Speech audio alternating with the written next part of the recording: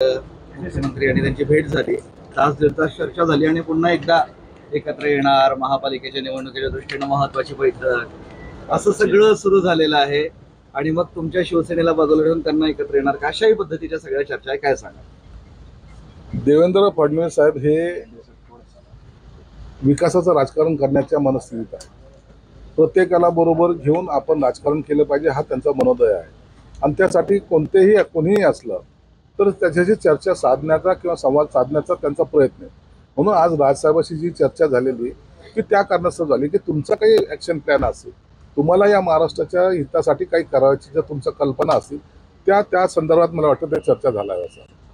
हे बघा, राजकारणामध्ये आजच्या घडीला राजसाहेबांकडे ना आमदार आहे ना खासदार आहे, परंतु तरी त्यांची भेट घेणं हे वेगळी भावना त्यांच्यामध्ये दिसून आलेली आहे. म्हणून ते आल्याने आमच्या राजकारणावर काही परिणाम होईल असं समजण्याचं काहीही कारण नाही.